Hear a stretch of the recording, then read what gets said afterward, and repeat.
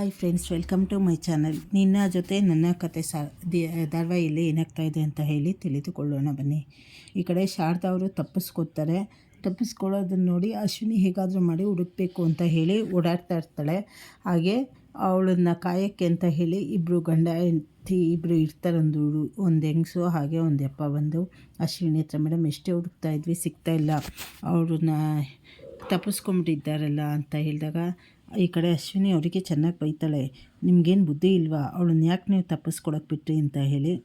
ಅಶ್ವಿನಿಗೆ ಇನ್ನೇನು ಅವರು ಕೈಗೆ ಸಿಗ್ತಾರೆ ಅನ್ನೋ ಅಷ್ಟೊತ್ತಿಗೆ ಮತ್ತೆ ತಪ್ಪಿಸ್ಕೊಂಡ್ಬಿಡ್ತಾರೆ. ಆ ಟೈಮಲ್ಲಿ ಅವಳು ನೋಡ್ಕೊಳ್ಳೋರು ಬಂತ ಹೇಳಿದ ತಕ್ಷಣ ಈ ಕಡೆ ಅಶ್ವಿನಿಗೆ ಕೋಪ ಬಂದು ಹೊಡಿತಾಳೆ. ಹೊಡೆದ್ಬಿಟ್ಟು ಎಮ್ಮೆ ಥರ ಬೆಳೆದಿದ್ದೀರಾ, ಅವಳನ್ನ ನೋಡ್ಕೊಳಕ್ಕಾಗಲ್ಲ, ನಡೀರಿ ಅಂತ ಹೇಳಿ ಈ ಕಡೆ ಫೋನಲ್ಲಿ ಹಂಗೆ ಮಾತಾಡಿಕೊಂಡು ಹುಡುಕ್ತಾ ಇರ್ತಾರೆ. ಆದರೆ ಈ ಕಡೆ ಶಾರದವರು ಸೀದಾ ಹೋಗಿ ಒಂದು ಕಾರ್ ನಿಂತಿರುತ್ತೆ, ಆ ಕಾರ್ ಡಿಕ್ಕಿಲಿ ಹೋಗಿ ಹತ್ಕೊಂಡ್ಬಿಡ್ತಾರೆ.